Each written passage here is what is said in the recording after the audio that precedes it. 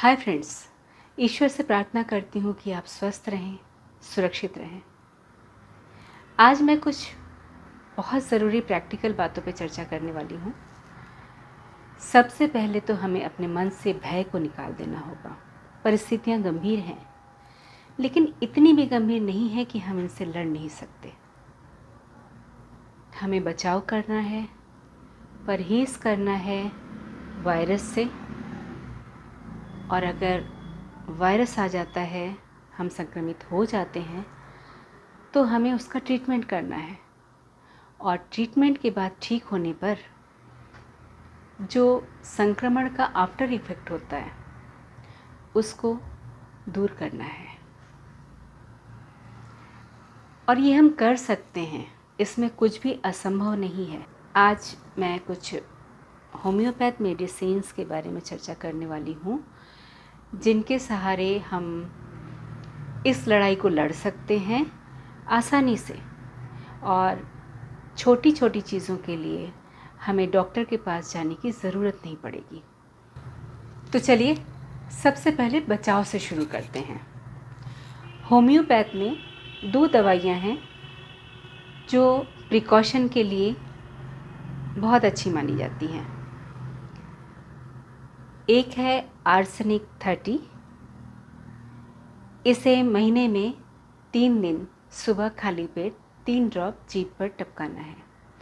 जो लोग डायरेक्ट जीभ पे नहीं टपका सकते हैं, वो थोड़े से पानी में 3-4 ड्रॉप डाल करके पी भी सकते हैं, लेकिन इफ़ेक्टिव ज़्यादा होता है डायरेक्ट 3 बूंद जीभ में टपकाना।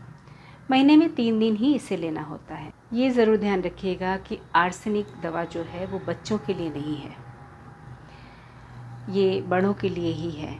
दूसरी दवा है एकोनाइट। एकोनाइट का इस्तेमाल हम उस समय करते हैं जब हम कहीं बाहर गए हों, बाहर से आए हों घर, या हम बाहरी लोगों के संपर्क में आए हों। अगर बड़े हैं तो 200 पावर और बच्चे 30 पावर यूज़ कर सकते हैं। 2 से 3 बूंद जीभ पे टपकाना है इसको। एकोनाइट का एक और भी इस्तेमाल है कि अगर हमें थोड़ा सा लग रहा है कि अनईजीनेस लग रहा है, थोड़ा सा गले में खराश सी लग रही है, या थोड़ा फिवरिश सा लग रहा है, या मौसम बदल रहा है, या कुछ ऐसा लग रहा है अचानक से, तो एकोनाइट उस समय हम ले सकते हैं। ये 2 दवाइयाँ तो बचाव के लिए हो गई, लेकिन अगर हम संक्रमित व्यक्ति के संपर्क में आते हैं तो वायरस तो आना ही है। एक बात मैं बहुत क्लियर कर देना चाहती हूँ, अगर वायरस आ गया, अगर हम संक्रमित हो गए, हमें कोरोना हो गया, तो डे नंबर 1 से हमें एलोपैथ ही स्टार्ट करना है।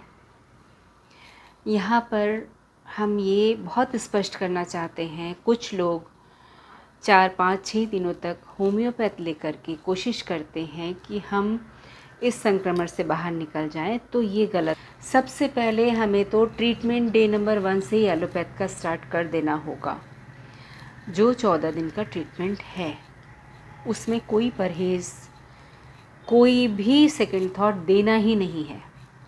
नहीं तो 6th और 7th डे में आकर के हम कंट्रोल नहीं कर सकेंगे कोरोना को।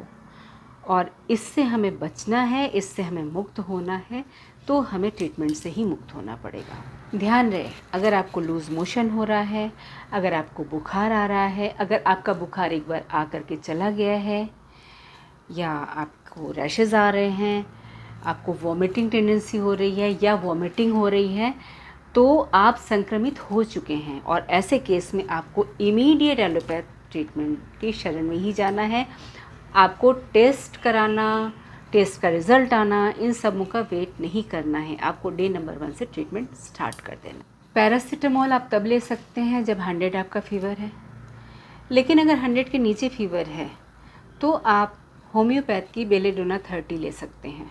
इससे भी आपका फीवर कंट्रोल में रहेगा। एस्पिडोस्पर्मा क्यू, ये दवा आधे कप गुनगुने पानी में 15 से 20 ड्रॉप डाल करके आप दिन में 3 बार ले लीजिए। ऑक्सीजन लेवल को मेंटेन रखने का फेफड़ों को क्लियर रखने की ये बहुत ही अच्छी दवा है। अगर आप संक्रमित हो चुके हैं तो ये दवा आप अपनी दवाओं के साथ दिन में 3 बार लेते रहें। एस्पिडोस्पर्मा के ऊपर मैंने एक वीडियो बनाई है पीछे, मैं उसका लिंक शेयर कर देती हूँ, उसके बारे में डिटेल में आप जान सकते हैं। इस दौरान आप भाप लेते रहें, रेगुलर भाप लेना भी बहुत ज़रूरी है। प्राणायाम भी करते रहें। प्राणायाम में अनुलोम विलोम प्राणायाम जितना ज़्यादा हो सकता है आप कीजिए, इससे भी आपका ऑक्सीजन लेवल बहुत मेंटेन रहेगा। कोरोना क्योर हो जाने के बाद, ठीक होने के बाद जो इसके आफ्टर इफ़ेक्ट्स होते हैं, उसमें होम्योपैथ बहुत ज़्यादा हेल्प करती है। होम्योपैथ की हेल्प से हम बहुत सारे आफ्टर इफ़ेक्ट्स से खुद को बचा सकते हैं या उससे बाहर निकल सकते हैं। सबसे पहली दवा है अल्फ़ा अल्फ़ा। अगर आप जिंक ले रहे हैं फिर भी आपकी वीकनेस कम नहीं हो रही है तो साथ में आप अल्फ़ा अल्फ़ा ले सकते हैं। कुछ लोग कोरोना से ठीक होने के बाद भी उनको सांस लेने में दिक्कत होती है या थोड़ा सा चल के वो लोग हाँफने लगते हैं या कोई भी काम नहीं कर पाते, बहुत जल्दी ही हाँफने लगते हैं, सांस उखड़ने लगती है, वो लोग एस्पिडोस्पर्मा मदर टिंचर दिन में 3 बार गुनगुने पानी में, आधे कप गुनगुने पानी में ज़रूर लें। इससे इनकी सांस की दिक्कत बहुत ही जल्दी ठीक हो जाएगी। कुछ लोगों को सिर में दर्द होता है, वो लोग बेलेडोना 30 दिन में 3 बार 3 ड्रॉप करके ले लें, इससे काफ़ी आराम। कुछ लोगों को भयंकर बदन में दर्द होता है, ऐसा लगता है जैसे नसों में दर्द चला जा रहा है और बहुत तकलीफ़ होती है दर्द से, पूरा बदन बहुत दर्द करता है, तो उन लोगों के लिए रस्टक्स 30 और आर्निका 30 ये दोनों दवाइयाँ साथ साथ 3-3 ड्रॉप करके दिन में 3 बार ले लें तो ये दिक्कत उनकी कम हो जाएगी। जब तक दर्द न जाए तब तक लेते रहें। कॉन्स्टिपेशन की प्रॉब्लम बहुत ज़्यादा आती है क्योंकि कोरोना ठीक करने के लिए जो एलोपैथ दवाइयाँ ली जाती हैं उनका साइड इफ़ेक्ट होता ही होता है। तो कुछ लोगों को पाइल्स टाइप हो, तो जिसको भी इस तरह की प्रॉब्लम हो कि पाइल्स की तरह लग रहा है या मोशन में प्रॉब्लम हो रही है या वहाँ पे इचिंग हो रही है, तो वो लोग बेलाडोना 30 और आर्निका 30 ये दिन में 3 बार ले लें। जिनको बहुत ज़्यादा दिक्कत है और ये कोरोना के बाद हुआ है मोशन वगैरह में, वो हफ्ते में एक दिन लाइकोपोडियम 200 ले सकते हैं। लेकिन बेलाडोना 30 और आर्निका 30 उनको दिन में 3 बार लेते रहना है और मुश्किल से एक हफ्ते में ही उनकी ये प्रॉब्लम ठीक हो जाएगी। एक प्रॉब्लम जो ज़्यादातर लोगों में देखी जा रही है, खाना नहीं खा पाते हैं, वॉमिटिंग टेंडेंसी रहती है और ये ठीक होने के काफ़ी समय बाद तक भी रहती है कि ठीक से खाना नहीं खा पाते हैं और वॉमिटिंग सी लगती है। तो इपिकाक 30 बहुत अच्छी दवा है इसके लिए। उनको इपिकाक 30 और चाइना 30 ये दोनों दवाएं लेनी पड़ेंगी कुछ दिनों तक। और इपिकाक 30 खाने से ठीक पहले और चाइना 30 दिन में 3 बार उन्हें लेना है। इससे आप देखिएगा कि बहुत फ़र्क पड़ता है, भूख भी बढ़ जाती है, वॉमिटिंग टेंडेंसी भी ख़त्म हो जाती है और आप फिर नॉर्मल रूटीन में आ जाते हैं। खांसी और कफ़ ये बहुत दिनों तक रहता है। कुछ लोग खांसी और कफ़ को जितनी जल्दी हम दूर भगा सकें उतना बेहतर।